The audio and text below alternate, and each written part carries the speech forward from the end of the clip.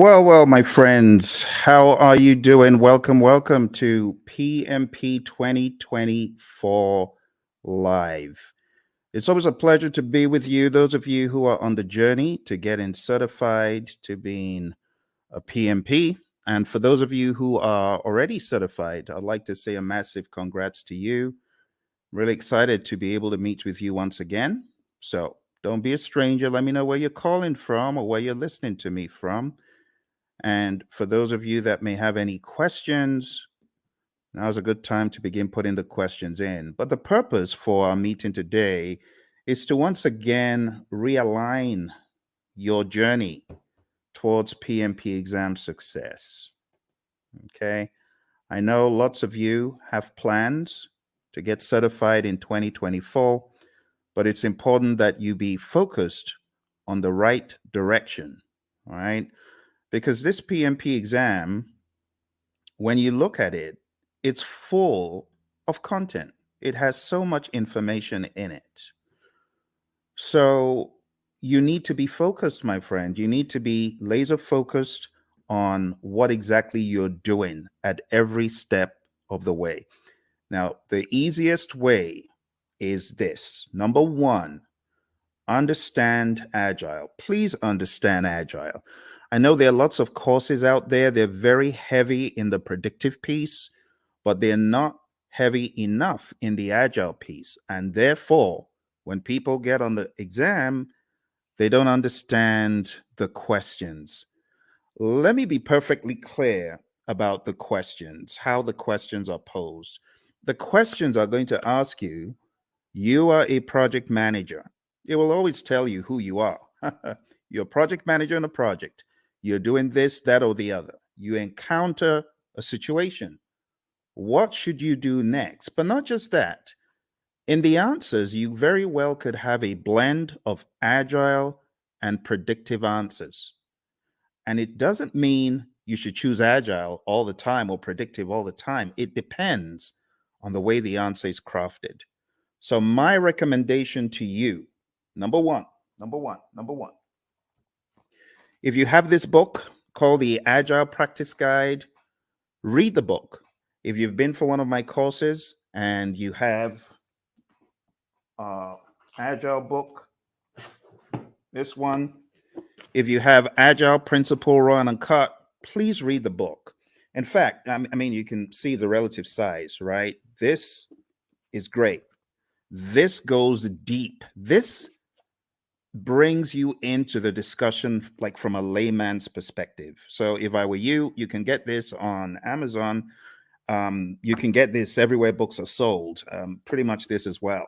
So I would recommend, if you are weak in Agile, beef up your Agile understanding to the point where you know pretty much where the question is going, right? You got to know from an Agile perspective the values, the philosophies, the thought processes, like just vanilla flavored values. Know your values really well, right?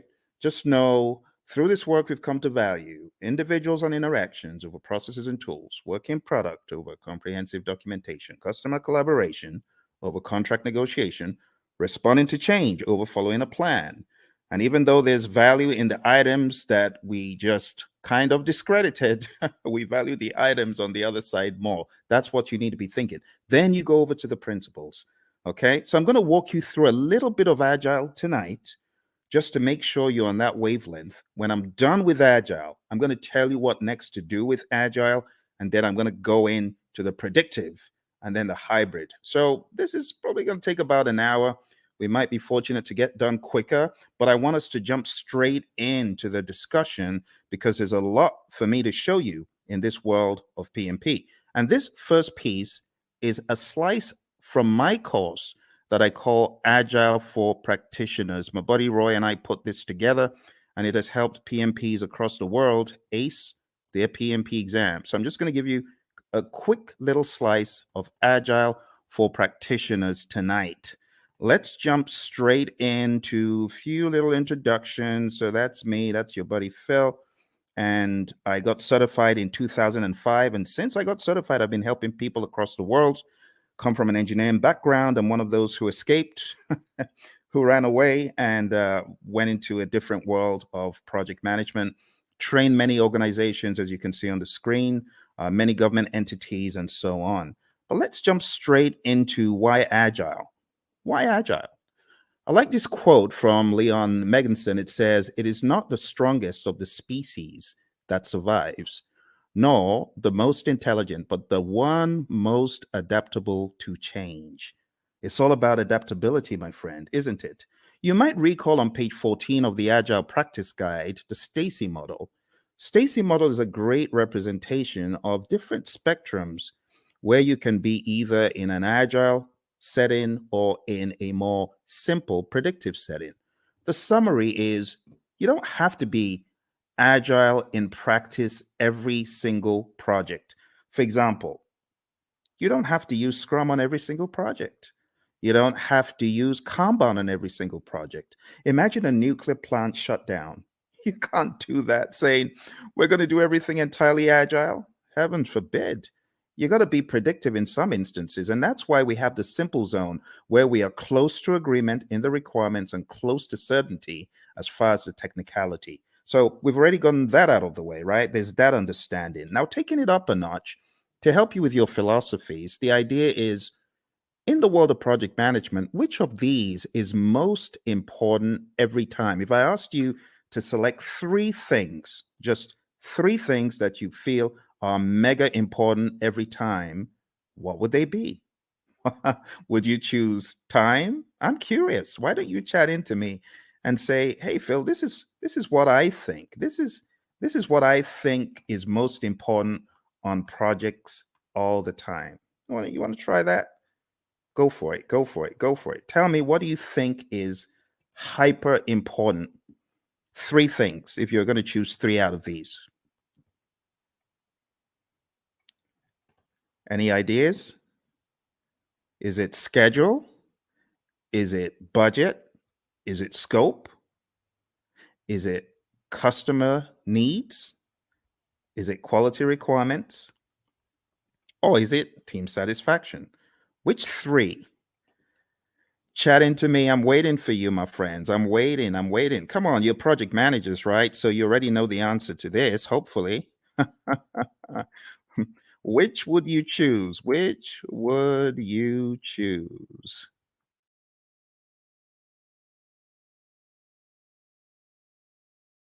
All right. Which would you choose? Everyone's trying to be all cute here. All right. Well, what I would choose is probably not the first one because delivering on schedule, if I don't deliver quality, is going to be frowned on. Don't you agree? If I delivered on schedule, but my customer is not happy, what good is that? Right? What about delivering on budget? You deliver on budget, but your customer is not happy. You got issues. You see where the train is going now? So, in order to answer this question, you need to ask, what about the customer? That needs to be actually one of the first things, but it's not the first thing that you think about. You know, the very first thing you should think about? The very first thing you should think about is the restaurant analogy. Have you ever been to a restaurant and you made the mistake of being mean to the waiter and they're going back there and you're wondering, oh my goodness, I shouldn't have done that. Who knows what they're going to do to my food? Has that thought ever crossed your mind? Well, it's the same thing when it comes to the world of project management. Because if you are not satisfying your team members, the likelihood is your customer may not be satisfied because the team may not put in their best. But if your team is satisfied, and I'm not talking salary now, I'm just talking being mindful and being empathetic and ensuring that the team has what they need. You know, the Agile Manifesto talks about giving the team the environment and support they need. When you do that, you're likely to have the team meeting quality requirements, delivering on budget, schedule, scope, and the customer is likely to be satisfied. All that good stuff. Okay, so the best answer to this, I don't know if you noticed, this said all plan scope. So you don't have that mindset of, oh, we have to deliver everything. In the world of Agile, no, that's not our mindset. Our mindset is we got to deliver value. It doesn't have to be all the scope. So I was looking for you to choose the bottom three. That's what I was looking for, just the bottom three: customer, quality, and team. Now, moving on to the next part where we're going to go pretty quick. This is what I was talking about, right? The Agile Manifesto values, which I've already covered, and then the Agile Manifesto principles. I'll just summarize them. Number one, customer obsession. Number two, welcome changes, even late, for the customer's benefit. Number three, deliver working product frequently. We want this to be shorter than 2 months because things change rapidly. You want feedback. You want to put it back into production. You want customer engagement. If it's far beyond 2 weeks, your customer may be disengaged. Number four, business people and developers working together daily. Number five, building projects around motivated individuals. I mean, that's common sense. No one wants to build a project around a demotivated team, right? Number six, face-to-face conversation. Now, this is very debatable because today everyone's on Teams, everyone is on Zoom. So, when it comes to efficient and effective, we got to be careful in 2024. But for the sake of your exam, just go with number six as it's written. Number seven, working product, the primary measure of progress. In the world of Agile, we don't do all those percent completes and statuses, right? In this world, Agile processes promote sustainable development. I call number eight, don't kill the team. The don't kill the team principle. Number nine, continuous attention to technical excellence and good design enhances agility. Number 10, keep it simple, sir. Keep it simple, sister. Number 11, the best architectures, requirements, and designs emerge from self-organizing team. Just leave the team alone. Let them do their stuff. You hired adults. You hired experts. They'll get it done better than when they were meddled with. And number 12, at regular intervals, the team reflects on how to become more effective. They tune and adjust their behavior accordingly. Doesn't always have to be the retrospective. This could be just a way of life, a day-to-day philosophy. And that's the Agile Manifesto. You do really need to know this well before you exam, okay? Now, let's go a step further. There is one more thing in the world of Agile that I like showing, and that is a difference between the predictive thinking, which is encapsulated on the screen right here. You can see in the traditional world, scope is fixed. But in the world of Agile, what happens? We flip the triangle on its head, and scope is now flexible, right? What is fixed is we have a fixed time box, that's schedule, and then we have a fixed budget, team size. So don't forget these core things about the world of Agile. Finally, before we get out of Agile, I just want to remind you, because I know a lot of people fight this one. The most popular Agile framework is Scrum, okay? If you haven't read the Scrum Guide, you should. Go to scrumguides.org, download it, read it, right? Scrum is a lightweight, easy to understand model. It's based on 3 pillars of transparency, inspection, and adaptation. This is a sequence of activities. What happens? Number one, we have a product backlog, and it's a list of all the things our customers want. Then we have an event. It's called sprint planning. Sprint planning is where we meet to decide what we're going to get done in the sprint. As a result of that meeting, we get a sprint backlog. Once we get our sprint backlog, we then have our marching orders. We are already in the sprint, technically, once we start the sprint planning event.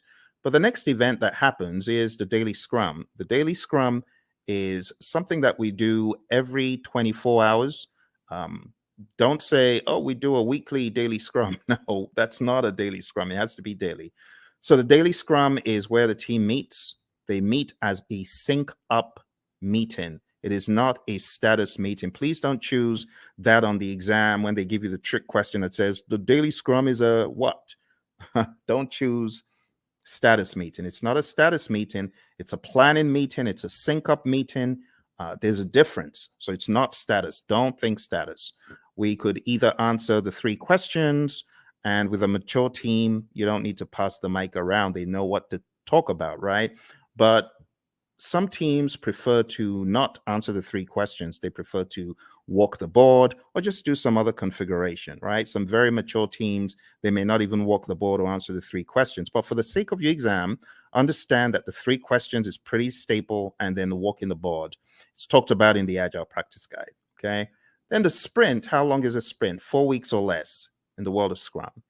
In the middle of the Scrum, a lot of teams these days, and I really want to call your attention to a very subtle fact regarding your exam. I'm going to have to go to that book again. And it's a good book, actually. It's not a bad book. It's the Agile Practice Guide. So let's go to the Agile Practice Guide, okay? So looking at the Agile Practice Guide, I want to point out to you that there are a number of things the PMI accentuates on page 50 forward. Okay, so you do need to read PMI's account, because in the Scrum Guide, you don't have any talk about the event called backlog refinement. In fact, in the Scrum Guide, it's looked at as everyday life for the product owner. But in the Agile Practice Guide, it is called out specifically on page 52 in the Agile Practice Guide. And it just reads, in iteration-based Agile, the product owner often works with a team to prepare some stories for the upcoming iteration during one or more sessions in the middle of the iteration, okay? So this account is about 2 paragraphs, but you don't find this in the Scrum Guide. You should pay attention to backlog refinement. You should pay attention to PMI's account of Agile, PMI's account of all things that are on the exam, okay? So even though backlog refinement in this image I've graded because it's optional, you should, as a PMP candidate, be aware that PMI has 2 full paragraphs. It says there is no consensus on how long the refinement should be. There's a continuum of just-in-time refinement for flow-based Agile. The team takes the next card off the to-do column and discusses it. And then it says many iteration-based Agile teams use the time-boxed 1-hour discussion midway through a 2-week iteration. And that's exactly what I'm depicting on the screen. This is midway through the iteration. The team takes some time out. They do the backlog refinement. They go through the whole idea behind the INVEST acronym. Now, this is not a place for us to debate whether it is good or bad, because I have some of the Agile zealots who hate the INVEST acronym. Don't listen to them. What do I mean by the INVEST acronym? Independent, negotiable, valuable or vertical, estimable, small enough to fit within a sprint, and testable. You want to make sure that your backlog items are indeed ready. Okay, like I said, various schools of thought are against the INVEST acronym. But when we talk about the refinement, when we talk about the definition of ready, it is important you understand and have some sort of guardrail framework to help you. So this helps achieve definition of ready. Okay. If the story fails to meet one of these criteria, the team may want to reword it or even consider a rewrite. So this is the INVEST acronym. When we say a story is ready, it means ready for us to work on. And in your backlog refinement sessions, you want to work on getting your stories to a definition of ready. Okay, it's just that simple. When you get certified, you can, join the debate about whether backlog refinement should be done with the INVEST acronym, whether definition of ready is good or bad. I'm not here for all that, right? But just know for your exam, it's in the Agile Practice Guide. All right, moving on. We have the sprint review event, and this is where the customer, could be the end user involved as well, the stakeholders. This is where there is a review of what was created, the increment, right? And just be aware that the sprint review event is not a gate before you can release value, right? You can release value all through the sprint. It doesn't have to be one time. And in fact, you could get to the end of a sprint and you may not have a featured enough item, so you may not actually release. That's why we call it a potentially shippable increment. Lastly, we have the sprint retrospective event. And in the sprint retrospective, you already know this, I'm sure. This is where the team reflects, they look at what they could have done differently, what went well, what didn't go so well. It could also be a great team bonding exercise, and it's generally closed off to the Scrum team. And when I say Scrum team, I'm talking about the product owner, the Scrum master, and the developers, okay? So feel free to put any questions in there if you've got any questions for me, because I know for some of you, we have already gone through an extensive 35-hour course. You already know a lot of this stuff, but you might have forgotten some of it. For your exam, you got to understand the roles really well. The product owner role, I highly advise you to dig into PMI's Agile Practice Guide and understand their perspective of what this role does. I also advise you to look into the Scrum Guide to get a better idea of the product owner's role. I call the product owner the Chief Value Officer. Also understand what the Scrum Master does. The Scrum Master is a coach, not just a coach for the immediate team, but also a coach for the entire organization. This is someone who should be a champion in my mind for Agile and someone who should be making change on a grander scale. When you get into the nitty-gritty of your exam, you do need to know the 5 events. So the sprint, understand that in the world of Scrum, it's 4 weeks or less. Understand what sprint planning is all about. As I said, one of the things you should do before coming into sprint planning is you should have done some backlog refinement. So all your time isn't going on breaking down those huge monster epics or just realizing what exactly the customer was asking for all along. This is where the product owner needs to wear the hat of Chief Value Officer, understand what should have come next. And when you get into sprint planning, it's generally going to go a lot smoother. The daily scrum, as far as this is concerned, the 15 minutes is pretty standard. It's non-negotiable for your exam. Just know that 15 minutes is a time box. When it comes to backlog refinement, like I said, we want our stories or our requests to be sprint ready. Again, in industry, there's the debate of, well, stories aren't needed in Scrum. They're not in the Scrum Guide. Yes, but for your exam, understand what stories are. I have to say these things because the landscape of Agile is changing very rapidly. When it comes to the sprint review, it's showcasing working product to the stakeholders. It's important that we don't relegate it to just a mere demo, but we see this as a working meeting. We can use this meeting to discuss metrics, what was not done and why. Delivery team demos the working product. The customers may even test it out. Physical products. We have a client of ours who had this physical autonomous vehicle, and customers could get to actually test out such things in a demo. All right. And then the retrospective, like I said, it should be a safe space. You want to understand what worked well, what didn't work well, and you could have some items that you take back to put into the product backlog for the next sprint so that you can improve on those items. But this is not mandatory. It used to be, but it's not mandatory anymore. Okay, a few quick memory joggers. A list of some of the long list of requirements, only those to be done in a sprint. Okay, I'm going to move very quickly. So these are just joggers for your memory, right? Since it says some, it is not talking about the all-encompassing product backlog. This is just talking about the sprint backlog. What about this one? The product backlog is prioritized and owned by whom? Okay, I've already given you the answer to this earlier on. So this is talking about the Chief Value Officer, aka product owner. All right, how about this one? The first event of a sprint is what? Okay, if you were listening in the beginning, you would have gotten that it's the sprint planning event. All right, let's go to the next one. The average length of a sprint used in most firms. If you use the world of Agile philosophies in your firm, you probably know the answer to this one. All right, so the best answer to this, my friends, is not the 1 month. I said 4 weeks or less, but in industry, the sweet spot is 2 weeks. All right, let's move on to the next one. The end result of the sprint is known as what? What do you call the end result of the sprint?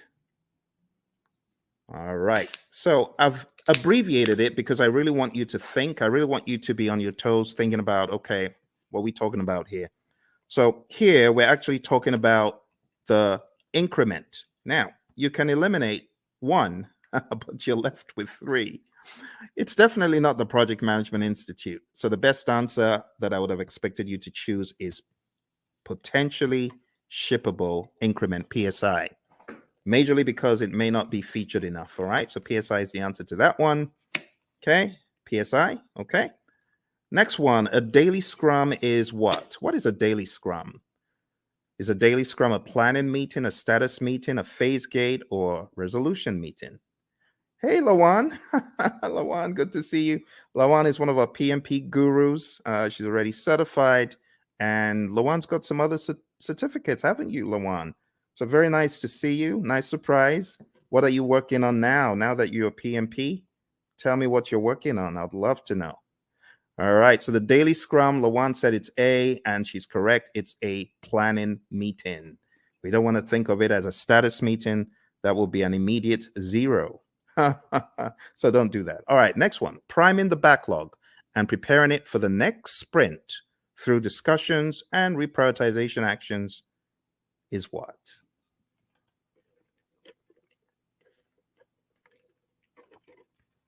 Awesome. Lawan is on it. She is on it. She hasn't forgotten it. Not missed a beat. Thank you, Lawan. The best answer to that is indeed what you chose. The answer is backlog refinement. And backlog refinement, we talk about it as being not mandatory as far as an event, but in the Agile Practice Guide, we see it there front and center. All right. The potentially shippable increment should be shown to the customer in a demonstration. This is known as what?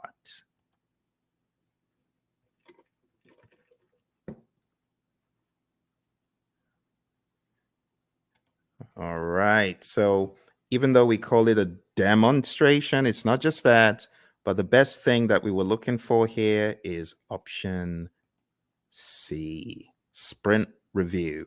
Now, again, just so you know, there's a lot of controversy in the world of Agile and Scrum when you call the sprint planning or sprint review or sprint retrospective a ceremony. You may get a wrist slap from some of the zealots. I don't care. Whatever. It is what it is. A lot of people call it ceremonies. A lot of people call them, other things, and that's it is what it is. Okay, Lawan. Lawan says she's working on her PSM. Awesome, Lawan. I know that you've already taken a lot of Ken Schwaber's PSM pre-test, so just keep doing that. And honestly, his site is probably the best place to be to just keep taking them over and over again, reading the Scrum Guide over and over again, and listen to our audio because we've got audio out there on our channel, as you know.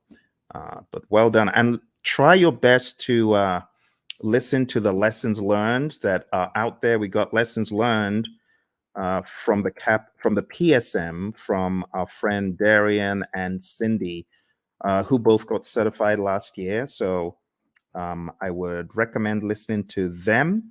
I am going to put a link in the chat right now so that you can go listen to that episode. You can go listen to that episode and get some wisdom from both of them. They both got certified less than a year ago for the PSM. All right, well, let's move on to the next one. The Scrum team should spend time in self-reflection and checking itself for optimization and improvements. This is known as what? Another very easy one. You're welcome, Lawan. All right, another very easy one, very easy. Obviously, you know what we're talking about here. We're talking about the retrospective. Brilliant. All right, another thing that you should be aware of is just the terminology when we go through the product backlog. We have different terminologies. We have the product itself. We have the epics, features, stories, and tasks. And I just use a silly little mnemonic. I just say Phil eats fries sometimes on Tuesdays. It's my mnemonic. You can use that to remember. And here's an example of how the backlog could be broken down, right? Epics, huge chunks of functionality. Features, a group uses stories together for release. It's a sensible way of releasing stuff, release like stories. And then we have tasks, which are not in the product backlog, by the way. At best, these would be in your sprint backlog, but you have a lot of mature teams who don't even put that level of stuff into their backlogs. So at the end of the day, you would have a breakdown that looks something like this, right? You would have the product broken down into epics. Here's an example of PBIs for a website, and I will zoom in so you can see the intricacies here. So it looks very much like a work breakdown structure, but don't get it twisted. It's not a work breakdown structure.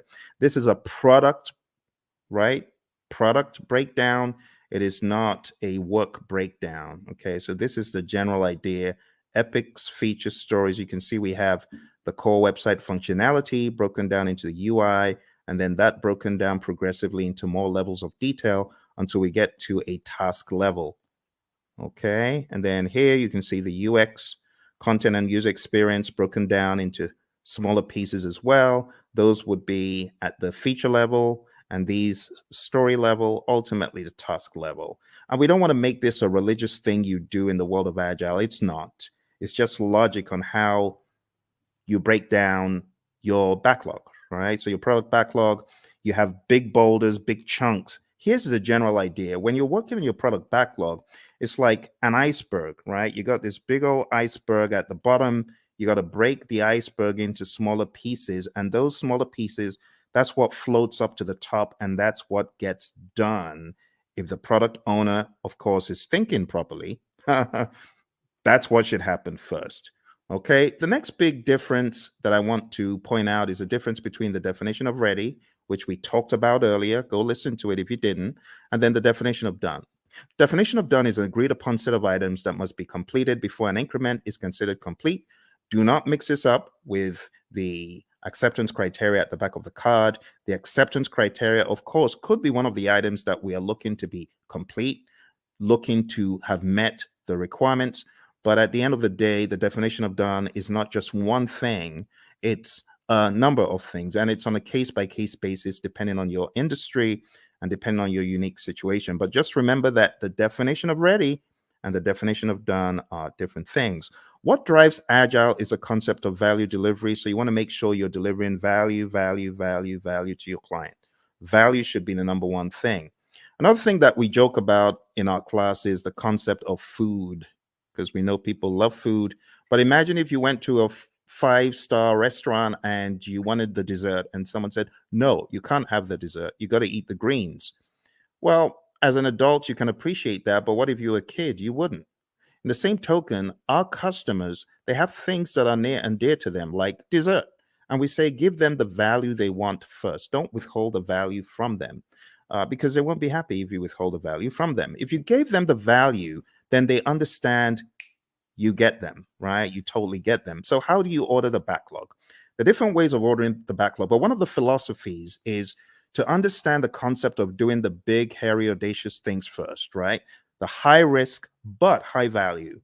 So always think, what is high risk? What is there a high risk and a high value on in this project? If there's a probability that you won't get a high value item done, that could be bad.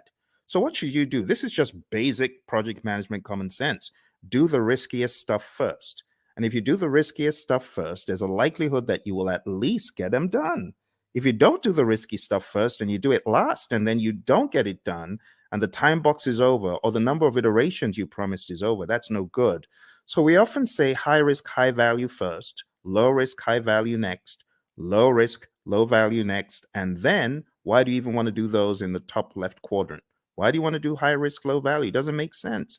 There's so much risk in it. Low value, it could actually tank the entire project. All right. So we're not saying this is the only way to think, but we're saying start off by looking for the high value stuff and then look for the riskiest of the high value stuff. There are other instances where you could prioritize based on other items such as urgency, cost of delay, weighted shortest job first. There's so many things you could think about.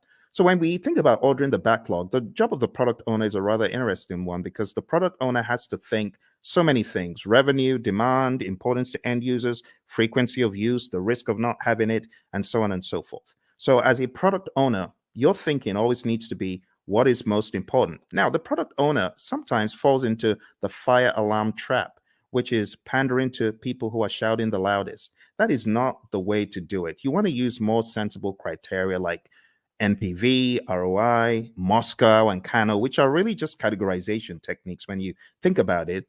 Weighted shortest job first could be another one, and the risk adjusted backlog, the concept of the risk adjusted backlog. So there's so many pieces that you need to master for your PMP exam, but ultimately, you're going to understand that Agile is front and center, because I cannot tell you how many people have cried, my Agile was so huge on the exam. I was not able to answer the questions quickly enough. It took me such a long time to read them and things like that. So you got to be ready. Scrum is definitely the big number one framework for the world of Agile for your exam. And then the number two framework that I would highly advise you to hone in on is Kanban. Just understanding how Kanban is structured, what it actually means when we say limit your WIP and why we say limit your WIP. Understand what a board could look like when you have the WIP limits up top there. Understand what it means when we say the lead time, the cycle time, and things such as that. And understand this concept, because while it may not be tested on the exam, it's good to have the Agile philosophy of there's a cost for delaying delivering value to your customer. If you're not delivering value quickly enough, then your customer could tank. Your customer could fall off the radar. Your customer could go out of business. So we want you to have that mindset, okay? And last but not least, I'll just say have a mentality of the shuhari, right? Alistair Coburn brought this into the world of Agile from the world of Aikido, and it's just a great philosophy to understand. You got to go through a period of blind obedience.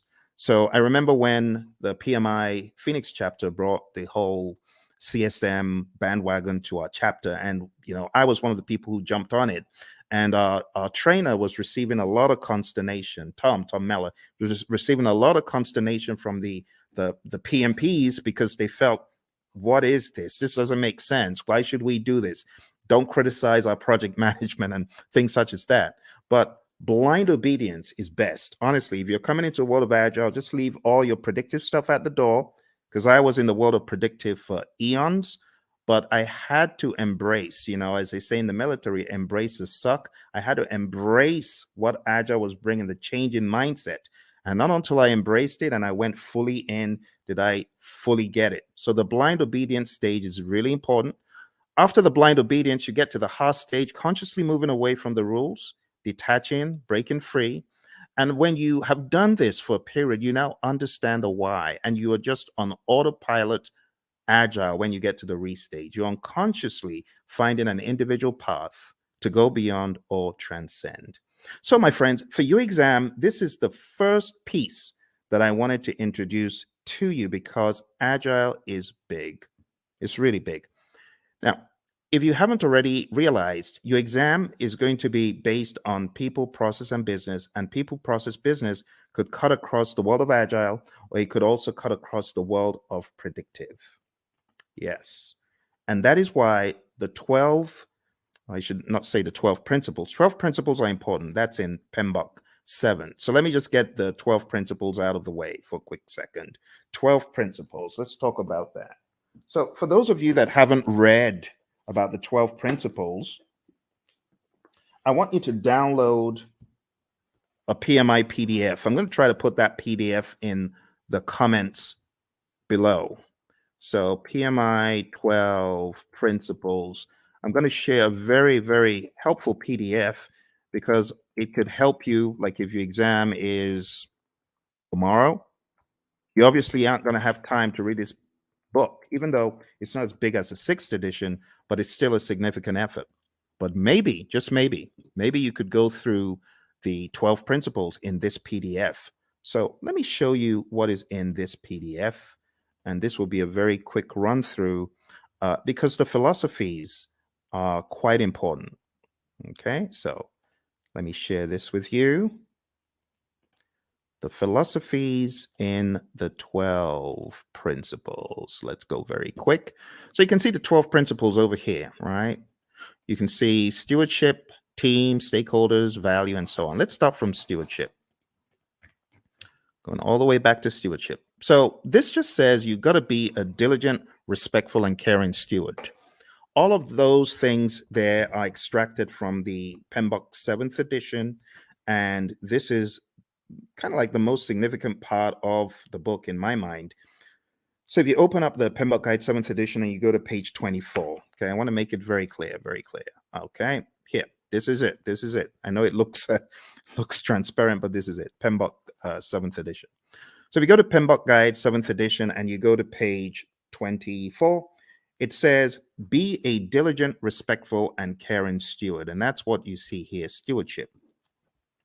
Stewardship includes integrity, care, trustworthiness, and compliance. And the summary is this: act responsibly to carry out activities with integrity, care, and trustworthiness while maintaining compliance. And that's it. Let's go to the second one. Number 2, team. So if you follow me to the next one, page 28, it just says project teams are made of individuals who wield diverse skills. And the summary is create a collaborative project team environment. That's the summary. All right. Next, we go to stakeholders. And the principle about stakeholders is one of collaboration. It just says effectively engage with stakeholders. Number 4, value. I've already talked about value today, and this just espouses that same idea. Focus on value. If it's not valuable, don't do it. Continually evaluate and adjust project alignment to business objectives and intended benefits and value. Systems thinking. Always see the big picture. It says recognize, evaluate, and respond to system interactions. That's that one. Going over to leadership. Leadership is all about being bold, taking those leadership decisions, making them. It says demonstrate and adapt leadership behaviors to support individual and team needs. So here, I would say definitely know the Hersey-Blanchard model, the 5 stages of team development, things like McGregor's theory, Herzberg, Vroom, McClelland, all those, you should have an idea about those. But understand that leadership is all about influence. There's a difference between leadership and authority. You got to know that, okay? Even in the power interest grid versus the influence impact grid, there's a difference between power, authority, and influence leadership, okay? You got to remember that. So demonstrate leadership behaviors. Moving on to tailoring. Tailoring, it says tailor based on context. The summary is you cannot throw the entire PMBOK guide or guides or process group or practice guide at every single project. All right, next one is quality. It says build quality into processes and deliverables. You got to think quality. It says maintain a focus on quality that produces deliverables that meet project objectives and align to the needs, uses, and acceptance requirements set forth by relevant stakeholders. Let's move on to complexity. Complexity, it says navigate complexity. The best way to navigate complexity is to understand the dimensions in it. The dimensions, human behavior, system behavior, uncertainty itself, and ambiguity, and technological innovation. There's a difference between these two. So let me go over these on page 51 very quick for you. Ambiguity is a state of being unclear. It says of not knowing what to expect or how to comprehend a situation. Then it says uncertainty is a lack of understanding and awareness of issues, events, paths to follow, or solutions. The summary is this. PMI is saying complexity is a characteristic of a project, and you as a project manager, you need to know how to manage it. How do you manage complexity? Let me take you back in time to the Stacy complexity model. Remember? Now, how did we say we would work on complexity? We're going to break things down into smaller pieces, do things in iteration. Sounds like agile, right? Because that's what we're talking about. All right, number 10, optimize risk responses. It says continually evaluate exposure to risks, both opportunities and threats, to maximize positive impacts and minimize negative impacts to the project and its outcomes. Number 11, embrace adaptability and resiliency. It says build adaptability and resiliency into the organizations and the project team's approaches. It says most projects encounter challenges or obstacles at some stage. The combined attributes of adaptability and resiliency in the project team's approach to a project help the project accommodate impacts and thrive. Adaptability refers to the ability to respond to changing conditions. Resiliency consists of 2 components: the ability to absorb impacts and the ability to recover quickly from setback or failure. Last but not least, we have number 12, one of my favorites, and this says enable change to achieve the envisioned future state. It says prepare those impacted for the adoption and sustainment of new and different behaviors and processes required for the transition from the current state to the intended future state. Here's the deal, my friends. If you're ever going through change, just remember that people are different. Some people cannot absorb change very well, and others can. So you must approach it from a humanistic standpoint. You have to be empathetic. You have to understand the J curve, the way the J curve works. People are going to be in that valley of the J curve, pondering and wondering, how does this impact my life? They're going to be down in the dumps. So what the PMI advocates quite a lot is sense-making sessions. Don't forget the people. All right, and that's pretty much it for PMBOK 7. For those of you who have been asking the question, Phil, does that mean I need to just read the entire PMBOK 7? I've told you, listen to what I'm telling you. Read, I've given you one PDF. Can I give you one more PDF from the PMI? Let me give you one more PDF from the PMI. I'm going to give you the domains PDF because I know some of you, you're still wondering, but what about the domains? I need to know the domains. Okay, I'll show you the domains. You want domains? We'll go to domains tonight. I'll show you.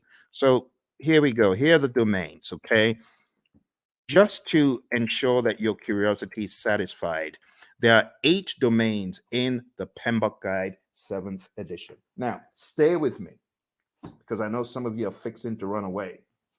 Stay with me. Okay, I got to explain this. This is PMBOK 7. This is PMBOK 6. PMBOK 6 is a wildebeest. It's huge, right? It has 756 pages. This one, on the other hand, has 300 and something pages. However, when it comes to predictive project management, this does not do a good enough job, which is why the PMI have included in their library something called Process Groups of Practice Guide. And that took from the now out of publication 6th edition, and they put together Process Groups of Practice Guide to walk people through the knowledges and process groups. Because, should I just be honest? People ain't buying the domains. People are like, we've known the process groups and knowledge areas for the past 2.5 decades. Why are you giving us? It reminds me of the Israelites. Why are you giving us this stuff to eat? Why are you giving us why are you giving us PMBOK 7 to eat? So let me show you the summary, okay? Let me show you the summary. Here is the domains, okay? I've put the domains in the chat. Now let's share the domains very quick.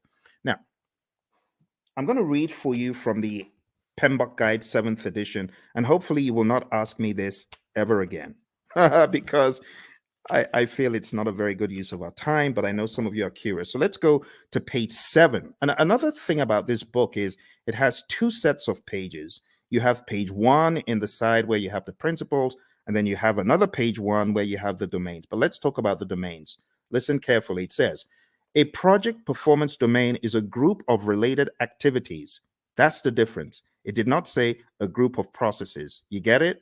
A group of related activities that are critical for the effective delivery of project outcomes. Project performance domains are interactive, interrelated, and interdependent areas of focus that work in unison to achieve desired project outcomes. There are 8 project performance domains. Number 1, stakeholders. Number 2, team. Number 3, development approach and lifecycle. Number 4, planning. Number 5, project work. Number 6, delivery. Number 7, measurement. And number 8, uncertainty. Let's go through them hyper quick. Stakeholders is all about your care for your stakeholders, understanding that you need to effectively interact with them. In other words, you need to manage their engagement. The team domain is all about caring for the team, team health, and team optimization. Development approach and life cycle is all about selecting the right development approach. Is it going to be agile? Is it going to be predictive? Is it going to be incremental? Is it going to be agile?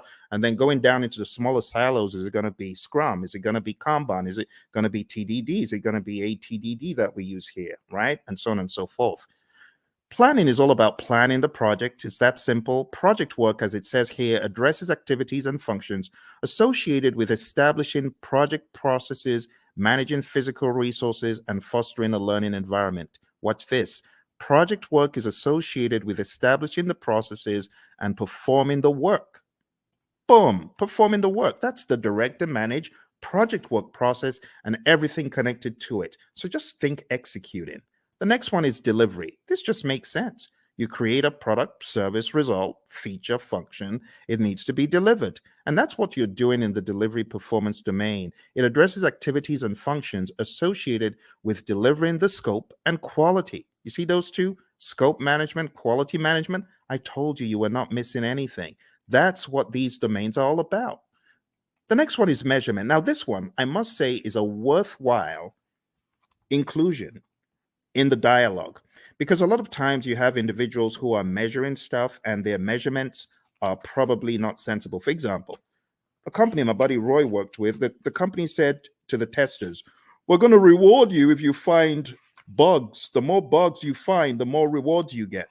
So these people aren't stupid. Of course, they had friends who were developers. So the developers started cranking out some soft bugs, not really malicious bad bugs, just soft bugs that will get their buddies a reward. What a ridiculous metric to measure. So don't measure the wrong thing. That's what this is telling us. Measure sensibly, and also be aware of the vanity metrics phenom. Don't fall into the trap of vanity metrics. Actually, the PMI has a very good breakdown of why you should be very particular about metrics. It says on page 96, we have leading indicators and lagging indicators. So be aware of what you're measuring. Is it a leading indicator predicting changes or trends, right? Leading. In other words, the metric is smart. The metric tells you what is about to happen before it does. Or we have lagging indicators. Now, lagging indicators, I'm not saying they're dumb, but they measure deliverables or events after the fact. Okay, so leading indicators, that's your magic right there. Lagging indicators, not bad. They're still helpful, but it's after the fact. And it says what to measure. You got all sorts of things on page 98, which is a good breakdown of what to measure. We go into the concept of baselines, business value, net promoter score, mood chart. I would highly advise at least understand some of the basic metrics in project management just in case they come up on your exam. So benefit cost ratio or cost benefit ratio, MPV, net promoter score, which is a measure of how happy your stakeholder is or willing to recommend your products or services to others, mood chart, and what else? That's pretty much it. There's some very good stuff here. So if there's one of the domains that I am excited about, I think it's this one. This is definitely value to the project management narrative. On page 112, we have my favorite, the vanity metric, a measure that shows data but does not provide useful information for making decisions. Has someone ever told you to gather data and measure stuff that is just worthless?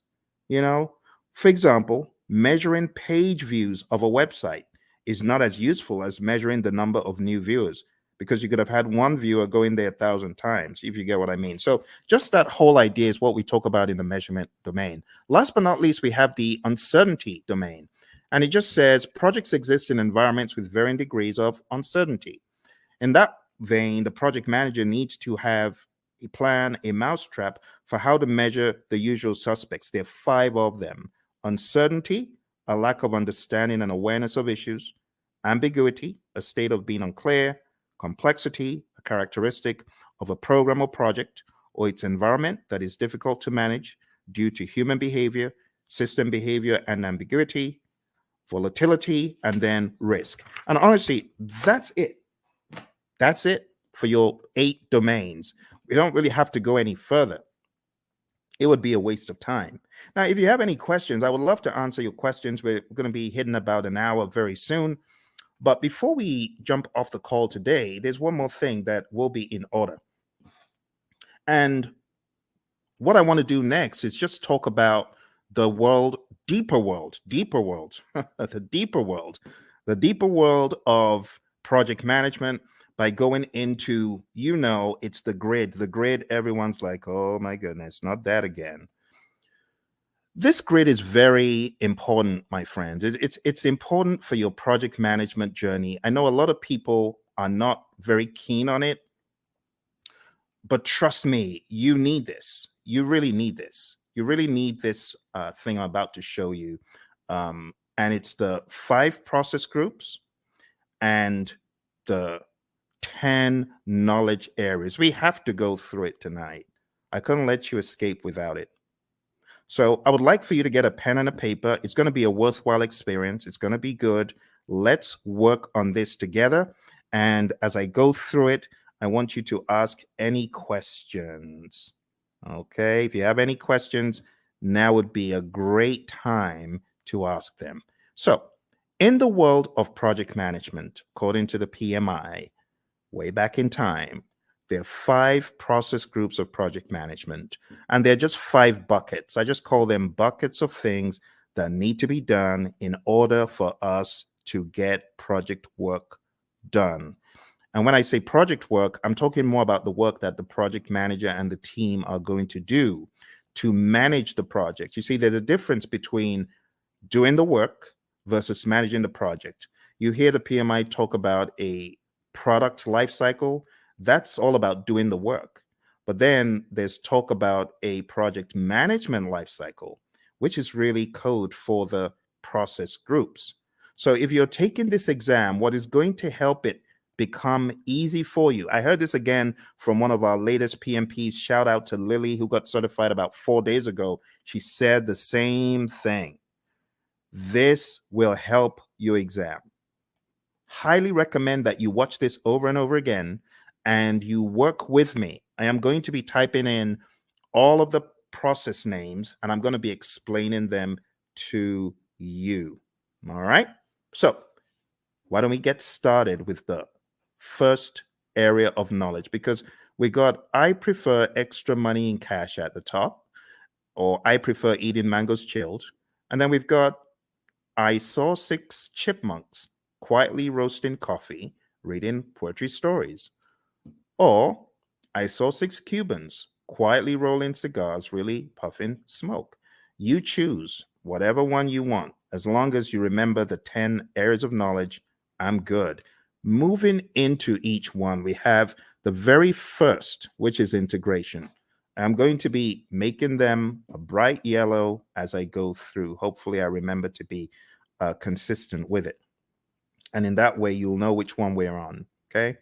So right now, we're going into integration. Let's make it a bright yellow. All right. So in integration, the very first thing that happens is the develop project charter process. And in Develop Project Charter, you are creating a document that authorizes the project. You, the project manager, could be working on this, but you don't necessarily have to, because if you've got a sponsor who is capable, they could create this by themselves. They don't need you to do it. But other times, they may ask you to do it. In fact, in a lot of companies, the project manager creates the charter, the sponsor signs off on it. So you have to understand that dynamic. All right. Next, going over to planning, the next thing you do in integration is you develop the project management plan. And this is where you put the big plan together, because there's a lot of stuff that actually happens under the process that we're not seeing yet. There's stuff that happens under integration, and all of that rolls up, technically speaking, into integration at the end. We'll talk about that progressively. Next, going into executing, we have the direct and manage project work process. This is where the work is being done and the major output is a deliverable. So think about it. Everything that you're doing in project management, whether you're making a chicken sandwich or whether you're working on software or code or whatever, you will have the time when you need to do the work. And direct and manage project work is where the project manager is helping by directing and managing what needs to be done. Okay. From direct to manage project work, in addition to deliverables, we get something called the issue log, and we also get work performance data, which is just like you as a project manager, you are observing what is happening on the project. You know, you're observing how many widgets have defects. You might be observing which employees are unable to come in for work. We call that work performance data. The other thing that happens here in executing and integration is manage project knowledge. Okay, and then moving over to monitoring and controlling, we have a process called monitor and control project work. And this is where we are creating reports. We call them work performance reports. And the reports help understand the status of the project and so on. And the other thing that happens here is called perform integrated change control. And this is where you are reviewing the change requests that come in. The change control board is also involved. So you would review the change request as it comes in. If the change request is not in formal writing, you are encouraged to put it in formal writing. And then you review it, you do an impact analysis, and then you send that information to the change control board, and they can review the change request and decide whether it's going to be done or not. And then in closing, we have the close project or phase process. Close project or phase. And this is where you close out either a phase in the project or the project as a whole. Now, what I want to do right now is just comb through them in a little bit more depth. All right. We get a project charter from here, develop project charter over here. From develop project management plan, we get our project management plan. From direct to manage project work, we get our deliverables. From manage project knowledge, this is where we do our lessons learned. We get a lessons learned register. From monitor and control project work, we get our work performance reports. From perform integrated change control, we get our approved change requests. Remember, we could also say the change log is technically an output from here. But remember, your exam is not based on all these inputs, outputs, and stuff. They just help you understand the flow. It is important for you to understand the flow, my friends. And then we have close project or phase. So closing out the project or a phase in the project. This is where we have a final product, service, or result transition as an output. We also have a final report as an output. Okay. Now, these are not just random words that I made up. These are indeed things in the PMBOK Guide 6th edition and things that are helpful for you to know as you traverse the landscape of project management as you prepare for your exam. Okay. All right. I hope that makes sense. Do send in any questions if you have questions. So that's the first knowledge area. Now, everything that happens under integration, you got to look at it like this. Look at it like this. All this stuff under rolls up. All the stuff under rolls up, technically speaking. Now here, I know we only have one process here, but technically speaking, what you have in identifying the stakeholders, you want to make sure the stakeholders buy into the charter. All the stuff you have here in planning is going to add up to your project management plan. All the stuff you do in executing is pretty much governed, talking about governance from an integrative standpoint. Everything you do in monitoring and controlling is governed up here because all you're checking to see if you're going according to plan in all the knowledge areas is governed at a higher level in monitor and control project work. And close project or phase, it just has that. Okay. And that's the general high level idea.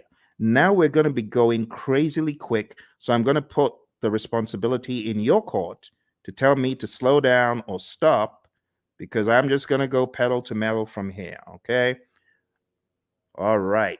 So draw along, follow along. It will be a good exercise. Going into planning, we have plan, scope, management as a process where we decide how to manage scope.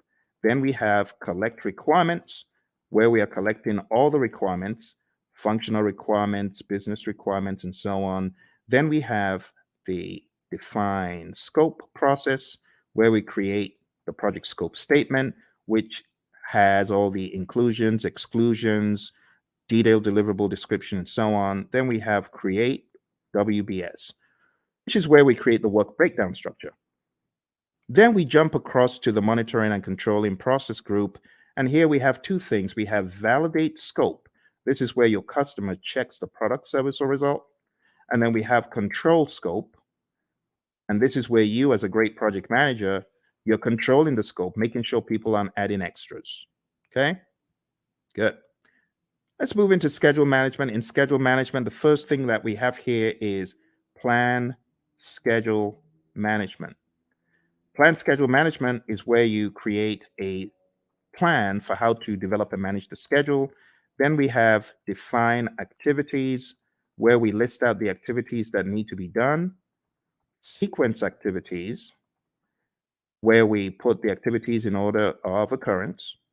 And estimate activity durations, where we decide how long each activity will take. And then we have develop schedule, which takes everything into account.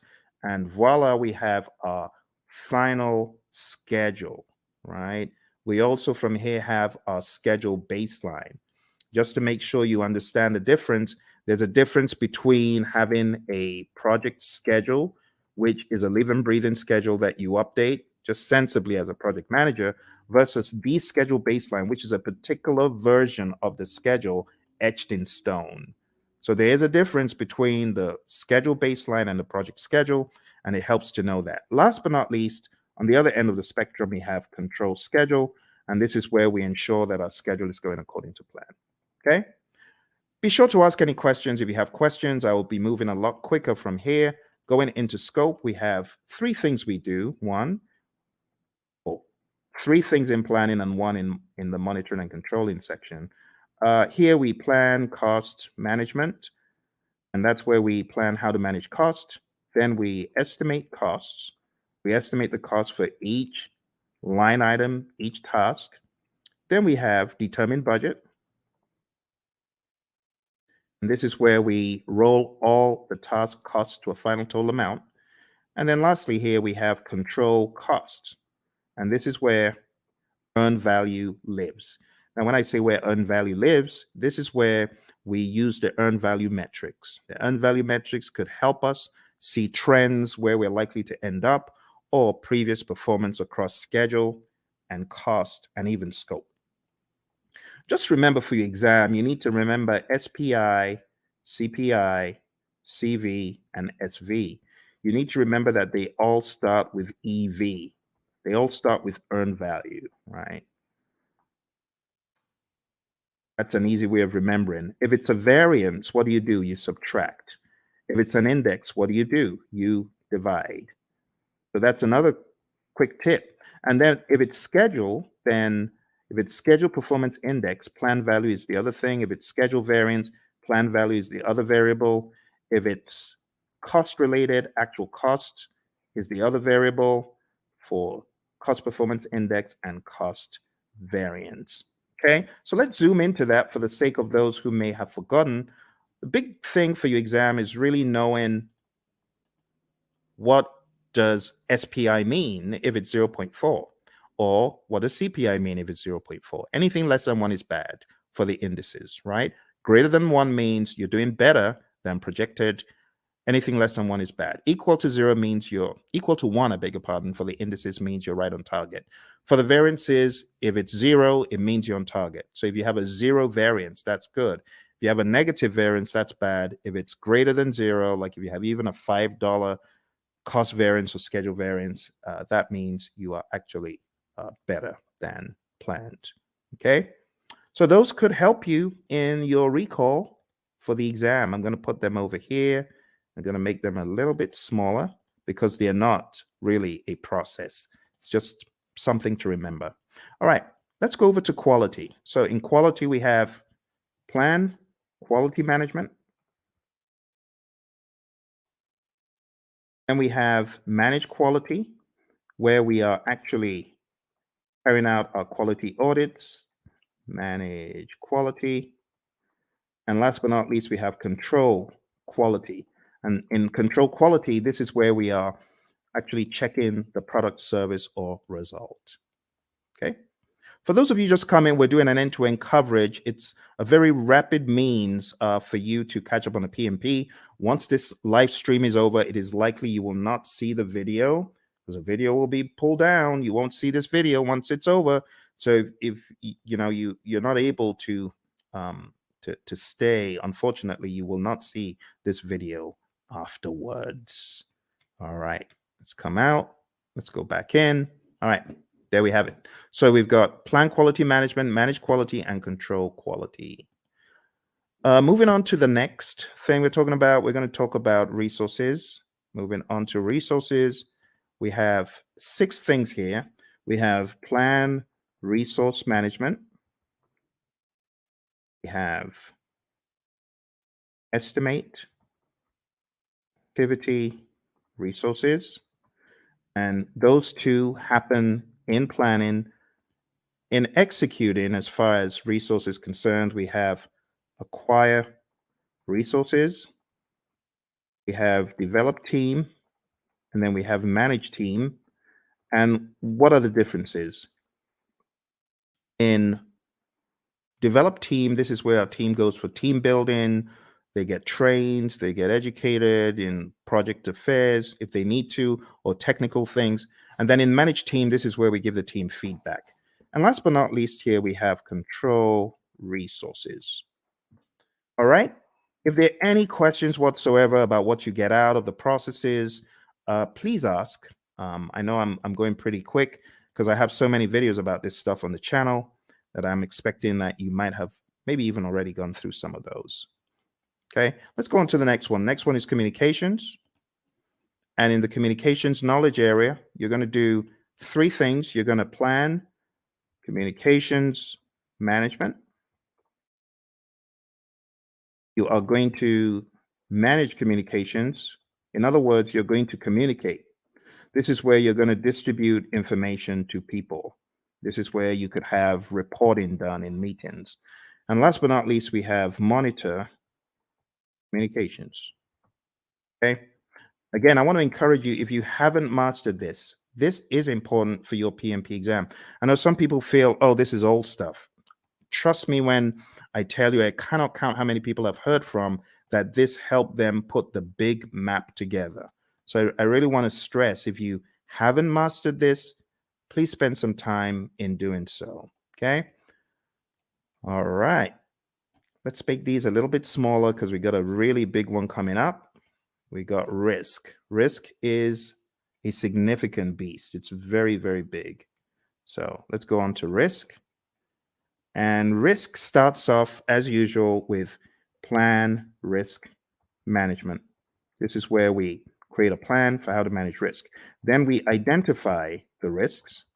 Then we perform a qualitative risk analysis. Think about it like a high, medium, low, or on a scale, numbers that generally don't equate to the same thing from project to project, but they help us in the prioritization of the risks, as far as which risks are we going to go after, which ones are we going to leave alone, so on and so forth. All right, moving on. We have perform quantitative risk analysis.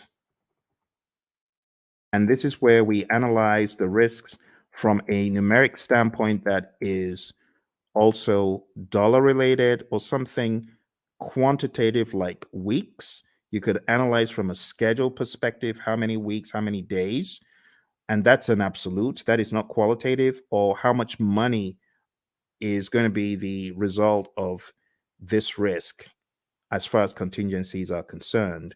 This is where you're getting really into some hardcore amounts. The next thing that happens is called plan risk responses. And then we jump across to executing, and then we implement those responses. Okay, and last but not least, we have monitor risks. Now, when it comes to plan risk responses, again, I'll take some time out to talk about the A team, not Mr. T and the A team, but avoid, transfer, escalate, accept, and mitigate. Okay, so these five are your approaches for negative risk or threats. We also have another five for positive risk or opportunities, and I'm just going to put them here sneakily. I know it shouldn't be there, but I'm going to put them there because I want to share them with you. I call it EASEE, easy, right? Easy. It just stands for exploit, accept, share, escalate, and enhance. You got to know these really well. Look on the channel because I have videos. Avoid. Let me just blow this up a little bit so that you can see it a little clearer. Okay, let's blow that up. Okay, so avoid, and feel free to take screenshots. That's fine if you want to take screenshots, right? So avoid is avoiding the risk altogether, 100%. The risk doesn't happen or it doesn't impact at all.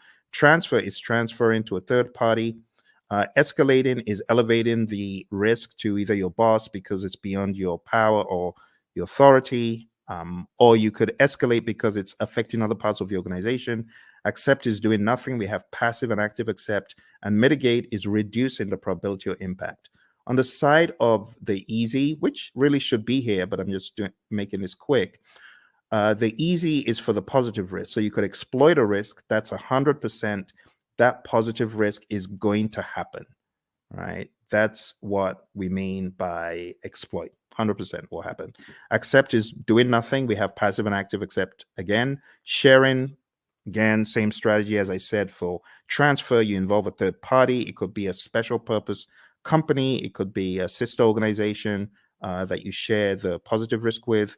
Escalate, again, escalating it to a higher power because it's beyond your project or because it's beyond your power. And then enhance is really just increasing the probability or the impact of the positive risk. All right, so that's risk, my friends. We are going pretty quick here, and we are going to be done before you know it. Let me go back and share the last pieces of information because we have just 2 more knowledge areas. Aren't you amazed at how quick that has gone? You know, in some courses, the entire 1 week is spent on that. They spent 5 days taking you through what I'm showing you in minutes. That's why you need to come to my course. Come to my course. I'll do a lot of time optimization for you.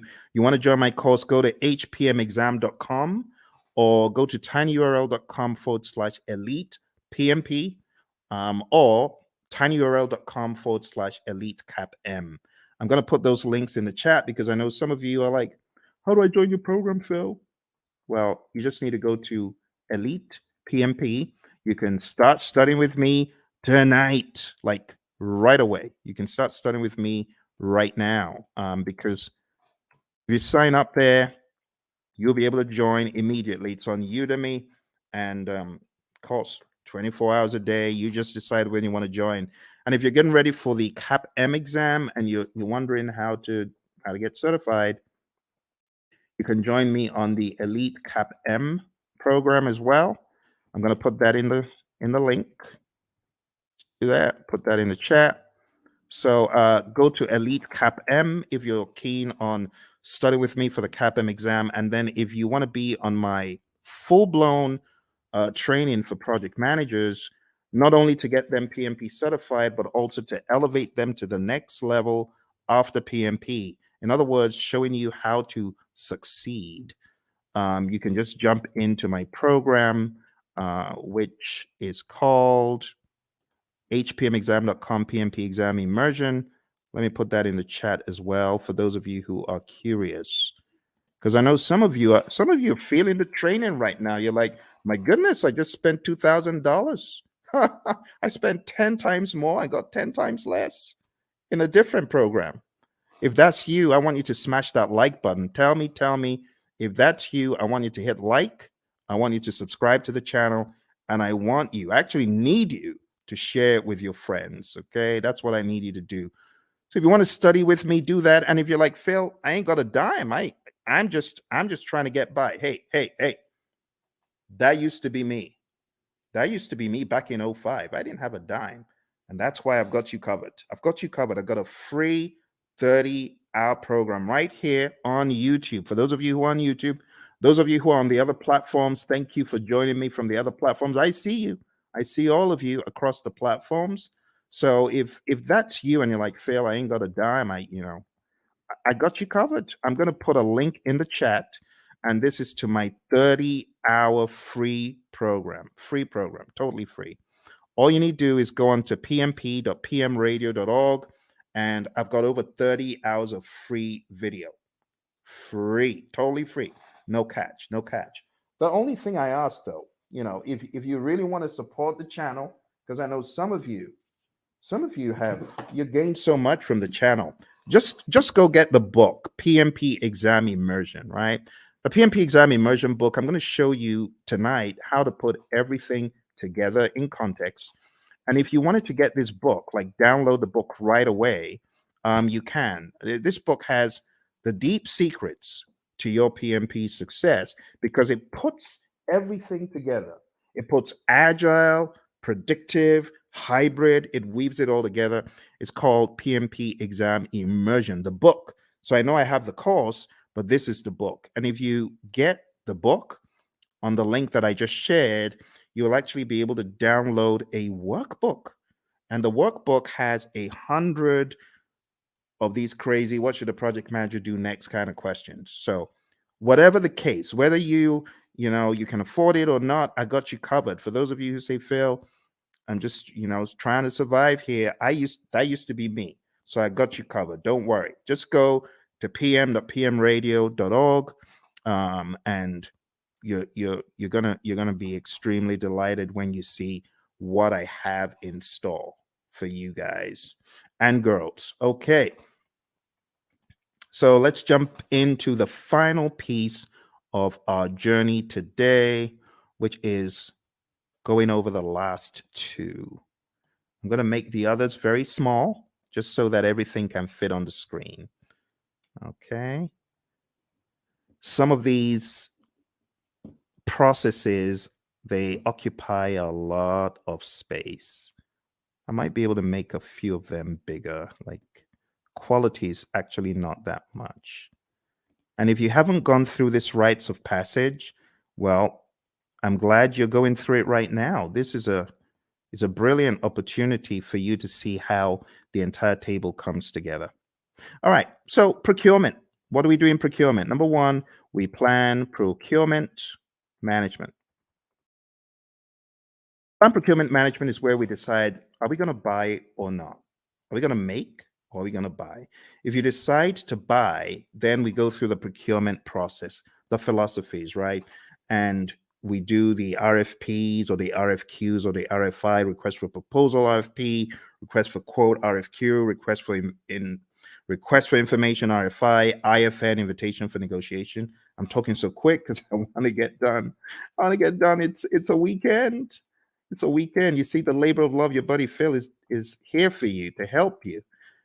Because once I hit the road again, it's going to be hard for me to do these. And I hit the road very shortly.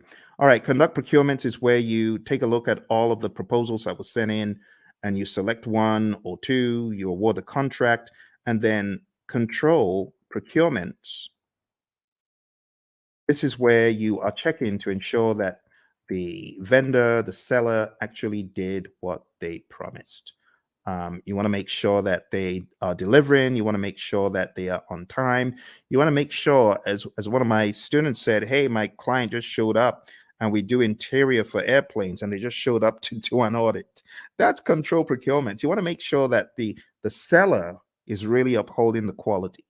And the funny thing is they weren't, because, some of these folks, they bring in, they want to show off to their friend, like, oh, you need to take a look at this aircraft that we're refurbishing.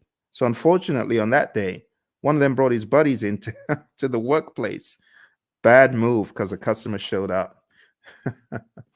All right, let's finish this off. All right, last but not least, we have stakeholder. So over here, we have identify stakeholders. This is the only one that you have in the initiating process group. And then we have plan stakeholder engagement. And then we have, after you've planned how to engage a stakeholder, then we have manage stakeholder engagement. This is where you're actually engaging your stakeholder, speaking with them, communicating with them, working with them. And last but not least, we have monitor stakeholder engagement. Okay. And my friends, that's it. I just showed you. Please give me a round of applause. Give me a round of applause, please, please, please. I think I deserve it because I've done what a lot of instructors won't do. I took you through the entire Agile curriculum. I've taken you through PMBOK 7, principles, domains, and boom, now I took you through PMBOK 6. PMBOK 6. Do you know how much time that would have taken to go through these books alone? Do you know what that would have taken? We went through this, we went through this, and we went through this. All in 1.5 hours. Please give me a round of applause. I need some likes. Like, please, please help me, help me. I know some people think, why is he asking for likes? I need your likes. I can't do this alone. I'm trying to help the world get PMP certified. You need to remember where I'm coming from. On my PMP exam, question 20, do you know what the time was? Question 20? I was 1 hour in to my exam on question 20. Think about it. If this exam has 180 questions and this guy's only done 20, how many hours does he need to finish the exam? The wise people would say 8 more hours. You're correct. It was a disaster. I had only gotten to question 20, 1 hour in. And this is a very good example of how not to take the exam. Don't take the exam saying, oh, I've got to answer this. I'm going to use all the time I can to answer this one question. No, don't do that. Don't do that. I was spending 3 minutes a question. How foolish. Instead of me to go with my gut and just keep mowing them down, just keep going. Even if you feel they're not right, you don't have the luxury of time. I've had a lot of students who say, Phil, I was shocked. I ran out of time. Normally, before I got into the exam, I was killing all of my mock exams. Of course, because the stakes are higher. Your brain is going to be working differently. You're going to be working differently. So don't try that stuff that you do at home on the real exam, okay? Which is why I say roll up your sleeves and go to a test center, smell the coffee. It'll kick in. It'll kick in. Just drink the coffee, but smell the coffee because you realize the stakes are high. Long story short, after 1 hour, I started writing my eulogy of the PM slain in the Battle of PMP. The PMP who tried his best, the PMP aspirant, the PMP wannabe who tried his best. Phil tried his best, but alas, he was slain at the Battle of PMP. Why was he slain? He didn't have his weaponry right? So I was crafting my eulogy until a conspiracy theorist gremlin pounced on my shoulder. And I'm grateful for that conspiracy theorist gremlin. And the gremlin said, the PMI is looking at you from behind the scenes, and they can see that you got all the questions wrong, and they're giving you more of those questions. You got risk wrong, and they're giving you more risk. You got schedule wrong, they're giving you more. Why don't you go to the back of the exam? It was a crazy thought, but this is what got me out of the exam alive. I jumped all the way to the back of the exam. Back in those days, you could move backwards and forwards between all the questions. And back in my day, there were actually 200 questions. So I went all the way to the back and I started doing the questions from the back, from the back, from the back. Truth be told, hey, use this. Use this as the fire escape. For me, it was the fire escape. I started backwards and I realized the questions were easier from 200, 190, 180, 170, 160, 150, 140, and just kept doing the exam backwards. And it was easy. Then I got to a pocket of difficult questions. It's like these question writers are like fiends from the pit. They know where to grab you and they just, boom, dollop a boatload of hard questions. And it's like quicksand. Don't be moved by that. You can jump over the quicksand, or you could just do C, D, E, C, C, C, whatever the options are, but don't get stuck in the quicksand. I didn't get stuck in the quicksand. Kept mowing them down. I think I had a pocket of difficult ones in 120, kept going back around 70 something, difficult ones around 50. I didn't care. I was just mowing them down, doing my best. And then I got back to question 20. And guess what the time was? 3:55.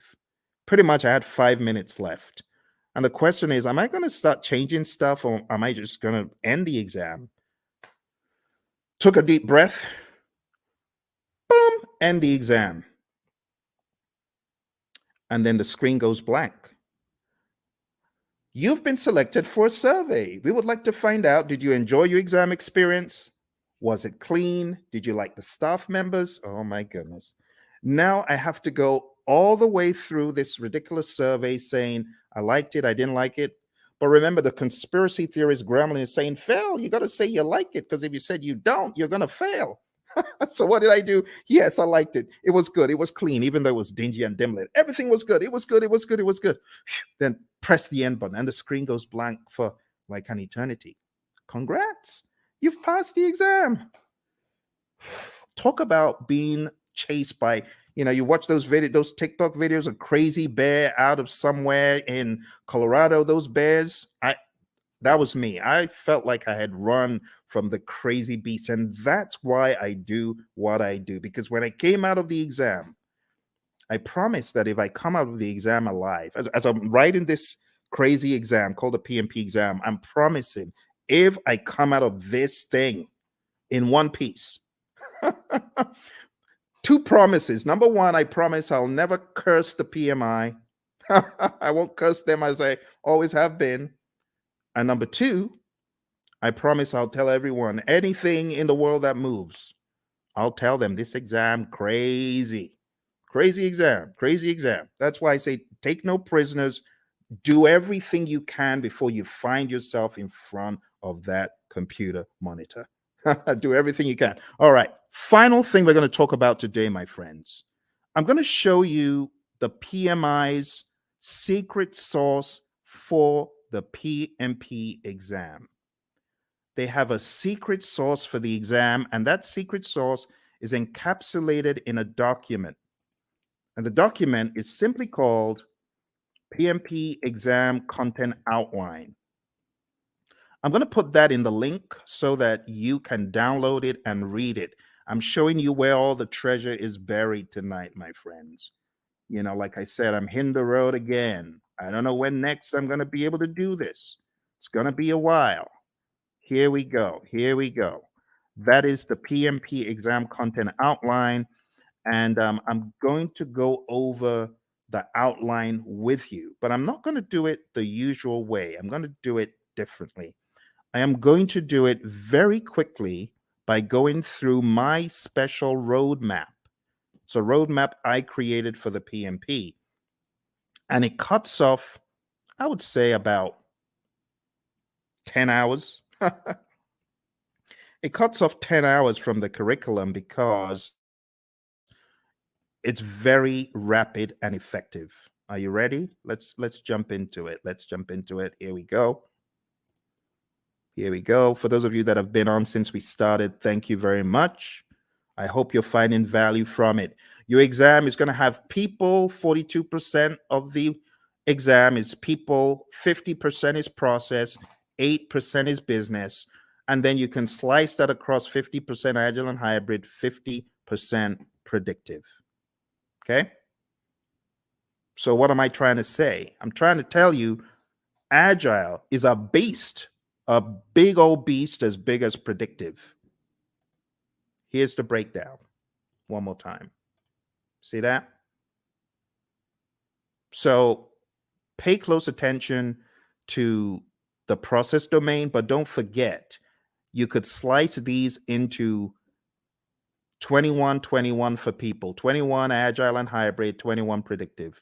For process, 25 agile and hybrid, 25 predictive. For business, 4% agile and hybrid, 4% predictive. That's the general idea. Okay. Let's go into the people domain very quickly, and I'll just try to wrap it all up. Okay. Number one, I have changed the order from what is in the outline that I sent you. In the outline, it starts off with manage conflict, and then it goes into lead a team and so on. But I'm changing it because I want you to get the flow. The flow doesn't make sense in the outline. I want you to get more of the flow from a time perspective. So number one, what I want you to think about first is building a team. You build a team, and then you begin to define the team ground rules, do's and don'ts, and acceptable behavior. And then you begin to lead a team. You know, my mentor, John Maxwell, he says a true measure of leadership is influence, nothing more, nothing less. You're going to lead the team to success. You're going to help the team understand what to do on the project. Leadership is all about example as well. The Hersey-Blanchard model is also a very good one to talk about here. If you haven't heard about the Hersey-Blanchard model, this is it. The thesis of the Hersey-Blanchard model is you need to be a situational leader. You can either be in a directing mode, depending on the individual. This is where you give low support and more direction, or in a coaching role, or in a supporting role, giving more support than direction, and in a delegating role where you just know the keys to the kingdom are safe with this dude, this girl, because they've proven themselves time and time again. But you don't always stay in one quadrant. You move around depending on the individual and the circumstance. With someone, you could have a delegating approach, but if you change the environment, you may need to have a more directing approach with that same individual. And that's the general idea. The other thing that you really need to know for your exam is the 5 stages of team development: the forming, storming, norming, performing, and adjourning. This will help you on the questions. There's also subtle lingo used. So when it comes to forming, the team members are independent. When it comes to performing, the team members are interdependent. So you got to understand PMI's lingo when it comes to these. I would say it's worth checking how they discuss the 5 stages of team development, or Tuckman's ladder, Bruce Tuckman's ladder. Also, as part of your journey, know the 10 tenets of servant leadership: listening, empathy, healing, awareness, persuasion, conceptualization, foresight, stewardship, commitment to growth of people, and building community. You already know the PMI isn't going to do this in parrot fashion, but you do need to be very comfortable with the narrative. Also, for the people domain, you need to understand the Thomas Kilmann conflict mode instrument.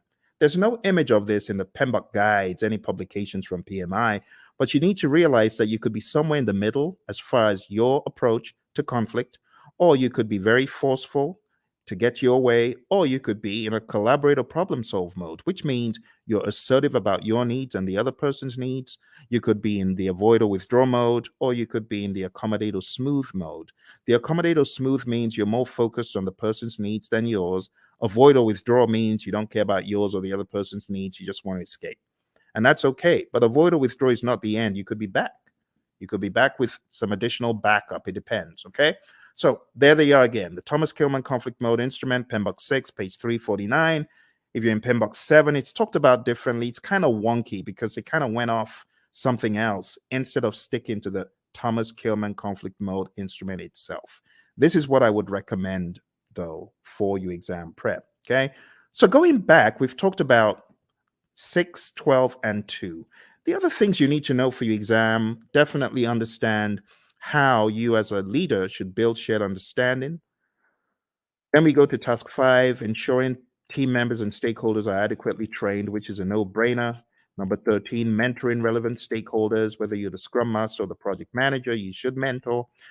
Empower team members and stakeholders. Manage conflict. This is where the whole conflict dialogue now comes in. Number 11, engage and support virtual teams. Understand the concept of the fishbowl window. Number 9, collaborating with stakeholders. Number 7, addressing and removing impediments, obstacles, and blockers. Number 3, supporting team performance through the application of emotional intelligence. Number 14, I beg your pardon, promoting team performance through the application of EI. And number 8, negotiating project agreements. Now, 3 and 14 are very close. Supporting team performance and promoting team performance, they're very similar. Supporting the team means you're there for them, you big them up in a meeting, you don't throw them under the bus. Promoting team performance through the application of EI is different. This means you are emotionally intelligent. Emotional intelligence means you're able to control your emotions, bridle your emotions, and you're also able to influence the emotions of others. And that's the people domain very succinctly. Okay. As easy as ABC. But don't forget, in the document I sent you, every one of these is broken down into smaller enablers. I would recommend going through the PDF that I put in the chat. That will help get you to excellence in this. Okay? Let's move on to the process domain. Before we get to the process domain, I really want to accentuate a couple of tools. Okay? The stakeholder power interest grid is big. Make sure you understand that before your exam. You could have the power interest grid, the influence impact grid, and other allotropes of it. And understand the planned stakeholder engagement process. This is where we have our stakeholder engagement assessment matrix. I call it the SEAM. This is where you have your current state of the stakeholder, and that is your desired state. They're currently unaware. You want them to be supportive. The question for your team then becomes, how do I get Bob from an unaware stakeholder to supportive? What are the actions that we need, right? And those are the actions that you got to discuss. So this is a great conversation piece for the real world as well, okay? In the task of collaborating with stakeholders, in which process do you build trust and gain support from stakeholders? What do you think? A, B, C, or D? All right.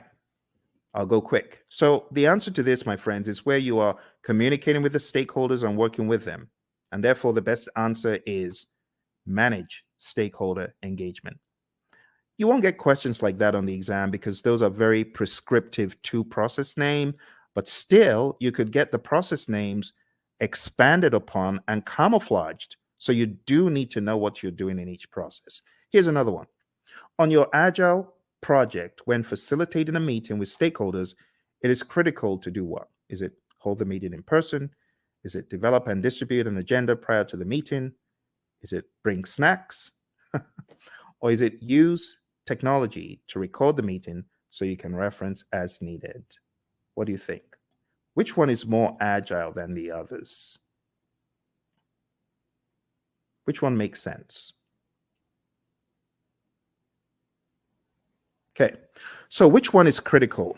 In which one would the meeting sink if you didn't do it? Think about it. It's like a trick question. But you're not required to hold meetings in person in the world of Agile. You don't have to bring snacks and you don't have to record, but it would make sense. For example, if you're holding a retrospective, it would make sense for you to have an agenda and for you to share that. Okay. So this is an example of how, oh, looks a little bit difficult. Am I in the world of predictive? Or mine, it sounds a little bit predictive in the answers, but it says agile. So you got to be ready to face things like that. All right, let's move into the next domain, which is process. Okay. As usual, we have our roadmap, and these are the things we've just talked about. So I'll be very quick. Number one is actually task 13. So this is where you determine the appropriate methodology, the methods, the practices. Are we going to be agile, predictive, or something else? Then you got to establish a project governance structure for rules and regulations and how things work. And then number 9 is pretty much integration. You got to integrate project planning activities. Number 17 is plan and manage project or phase closure, pretty much close project or phase, which we've already looked at today. Number 8, plan and manage scope. Number 6, plan and manage schedule. Number 5, plan and manage budget and resources. So at a high level, number 8 is really scope management that we looked at. Number 6 is schedule management. And number 5 is budget and resources. I'm sorry, it's a little bit obscured because of the color on the screen. Number 7, plan and manage quality of products or deliverables. That's quality as a knowledge area. And all of these also double in the world of agile. Don't forget. Number 3, assess and manage risks. We've taken a look at that. Number 12, procurement management, pretty much. Number 1, execute the project. Now we can execute the project. After you've done all that planning, now you execute with urgency to deliver business value. Number 16, ensure knowledge transfer for project continuity. Make sure that you're transferring the knowledge, because if that person leaves, what's going to happen? That needs to be your question. All right, manage project issues, have an issue log. Make sure you chase those impediments as vehemently as possible before they eat you alive. So we talk about impediments, obstacles, and blockers. So the question is, what is the difference between an impediment, an obstacle, or a blocker? And the answer is an impediment slows you down. An obstacle is in the way. Now you can go around it, you can go over it, but when it comes to a blocker, you're stuck in your tracks. You're stopped. That's really bad. They're all bad, but blockers are the worst because they just stop you in your tracks. You can't move. When we talk about managing project issues in the world of predictive, all of those things are in your issue log. You got to go after them. Manage project changes just means manage changes using your change management plan. Your configuration management plan must also be considered. This is manage project artifacts. 3 artifacts in Agile. Who remembers?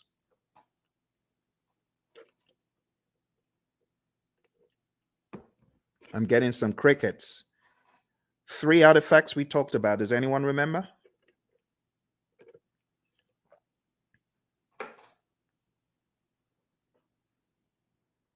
Hello? Everyone's quiet. Okay, I don't bite. All right, so the artifacts I was looking for from the world of Agile is your product backlog, your sprint backlog, and your increment or PSI. In the world of predictive, I was expecting the baselines and the plans pretty much. They're possible artifacts. We could also say our burn charts are artifacts from the world of Agile and things such as that. There are other things we could include. All right, managed communications is the next one. Pretty much managed communications, the communication knowledge area, and then engage stakeholders pretty much the stakeholder management knowledge area that we've taken a look at. Okay. Don't forget, there's some really important stuff in the Agile Practice Guide as far as the incremental agile predictive iterative mantra, knowing when one is better than the other. So if there's a low degree of change, but there's a high frequency of delivery, it's incremental, stuff like that. This image is going to help you master. Again, know your Scrum, know your Scrum, know your Scrum inside out. Read the Scrum Guide. Make sure you go to scrumguides.org. As I recommended earlier, read it, go through it, go to Ken Schwaber's website, scrum.org, and make sure you take some of his Scrum basic assessments. They will really help you get very firm in Scrum. And don't forget the PMI's Agile Practice Guide, page 18, table 3-1. This is a table that you do, in my mind, absolutely need to know before your exam. And when it comes to the world of risk, just understand that risk can be positive or negative. Like in this image, we have, okay, the mouse gets the cheese. Well, that's a positive risk. Or the trap gets the mouse. Okay, it's a negative risk. But from whose perspective? From the perspective of the mouse. But what if we're talking about the homeowner? From the homeowner's perspective, what if the mouse gets the cheese? That's negative. So you always have to put on your perspective hat. Speaking of hat, the mouse is wearing a hat. So what strategy has the mouse adopted from this? Well, the answer would be mitigate.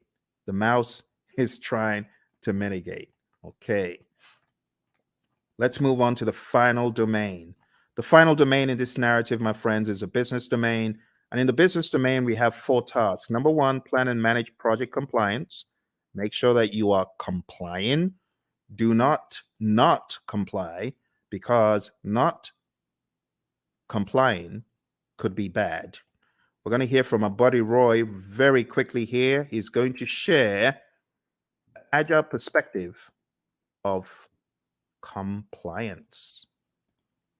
Let's hear what Roy has to say. So Roy, is this a good word in agile space? Well, maybe it's a necessary word. We certainly don't like it, but it is functionally correct. It is technically the correct word to use. But we do want to make sure that we're aware of what compliance regulations are in place, so that we don't get ourselves in trouble. But I also want to stress that there are actually times when we might intentionally decide not to be in compliance. I've done a lot of work in the finance space, insurance space, and sometimes they're actually having those conversations of, okay, there's a new regulation that just came down the pike. Is it cheaper for us, for at least for right now, to go do that and go make sure that we are compliant, or should we just pay the fees for a period of time and do that work later? So those discussions they're valid discussions, especially when no one's being hurt. It's not about that. It's more about this regulation. We just can't get to it right now. It's going to cost us more to do it now versus later. So sometimes there's discussions happen, but those things are planned. They're understood. There are lots of discussions. Same basic needs, in an agile project as you would in a traditional project. It doesn't really change that much.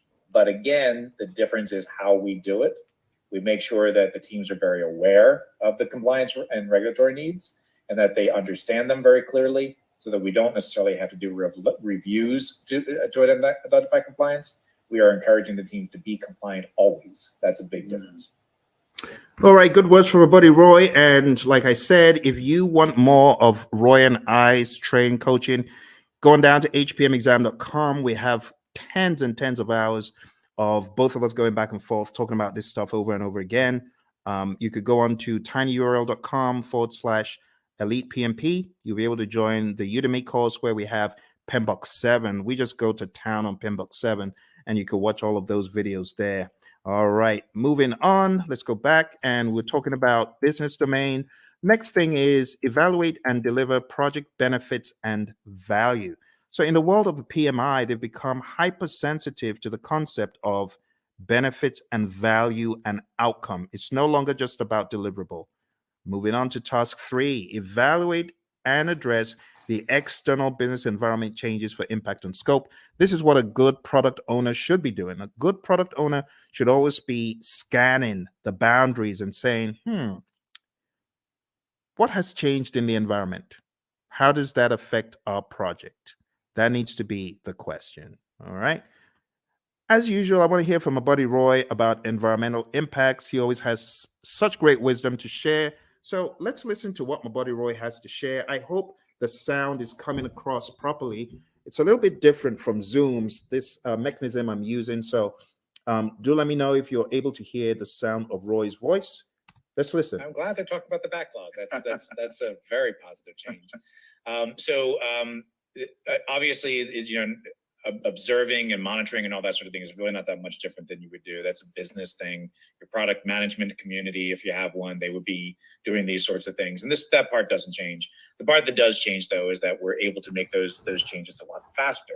So if something is happening in the market, we don't have to wait 6 months or a year to implement it because of current projects. We change it now, or as early as is practical anyway. And the main reason that we can do that is because it's less impact to our schedule, less impact to our projects. We can make those changes a lot faster with significantly less impact to our project. All right, back to you, Phil. All right, awesome stuff from our buddy Roy. So now you understand the concept of the environmental changes and their impact on scope. We've got one more, and we're going to be done for the night. We're going to be done. So here's your last chance. Type in any questions you have. I'm sorry if you are typing in questions and I'm not seeing them. This is a different platform, so even though it's live, I am unable to see if you have chatted in anything. It's not coming through.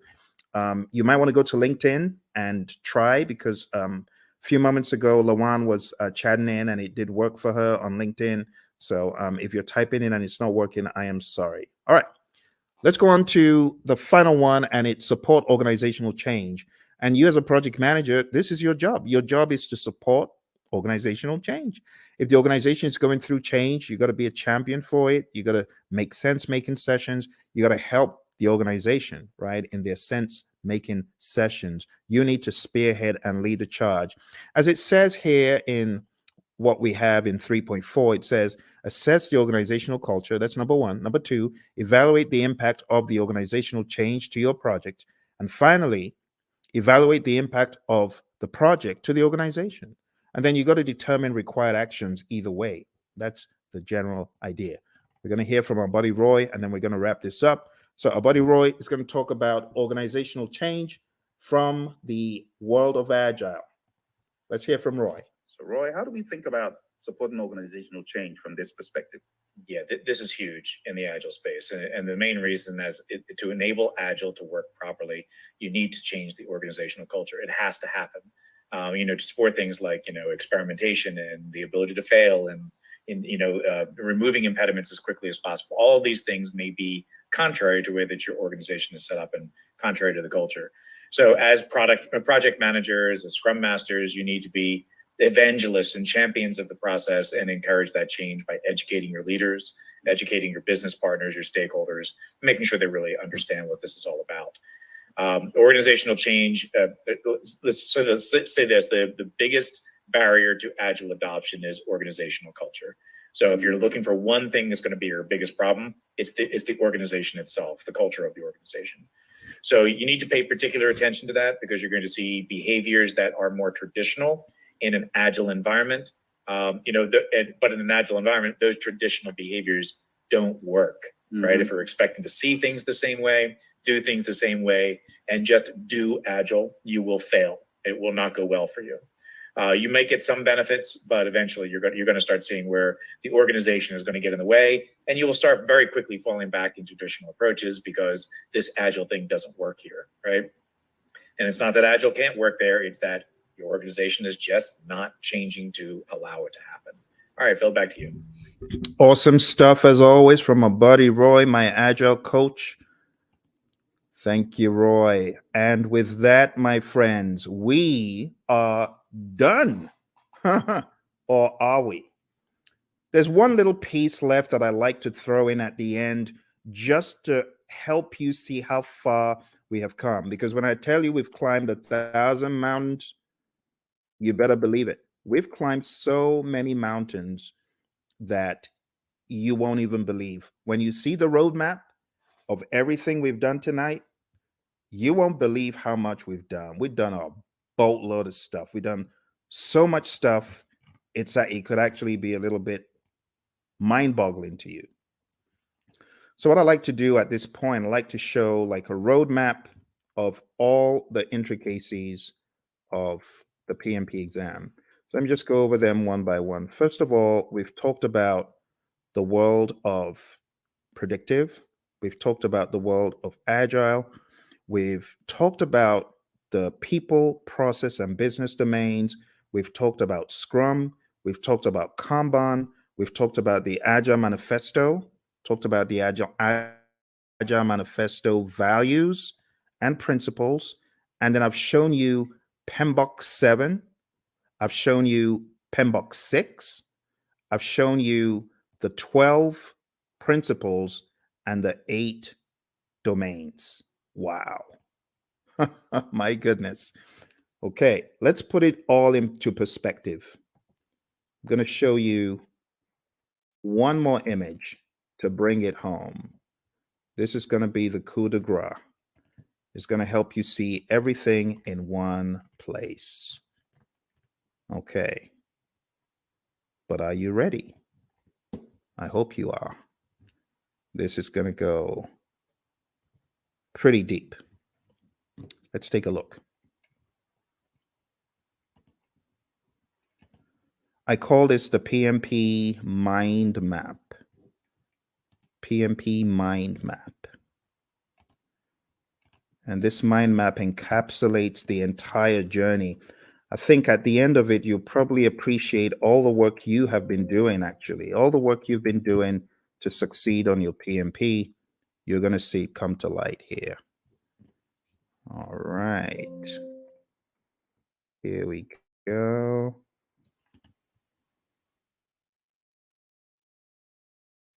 PMP mind map. You might have seen a video where I talked about this in the past, but it's always new because of the enormity of what we have done tonight. You ready? Okay. You take myself off the screen so that you can see it. All right. So we've talked about everything here in the world of Agile. See that? Let's zoom in. Agile. Talked about the manifesto, talked about servant leadership, talked about charters, and these are some other pages that you need to focus on. We talked about predictive, 5 process groups, 10 knowledge areas, 49 processes, talked about the principles and the domains, talked about the PMP exam content outline. Quick note on hybrid, if you haven't already read pages 26 to 30 in the Agile Practice Guide, you definitely want to. And then we talked about Scrum. We went through the 353, and then coming to a wider view, we've talked about integration, scope, schedule, cost, quality, resources, communication, risk, procurement, and stakeholder. We've talked about people, process, and business. And then we've talked about some auxiliary things. I told you about my experience on the exam. You got to manage your time. I told you definitely take it at a test center. I wouldn't advise taking it at home. Bad things happen to some people who take it at home. Some people are able to escape unscathed, but trust me, when it happens, when the flying monkeys come out, it's no fun. And I know a lot of people who have encountered the flying monkeys. Get enough sleep for your exam and definitely do a lot of scenario-based tests. If you haven't taken my 200-question test, which you can find, actually, I've got 2 200-question tests on YouTube.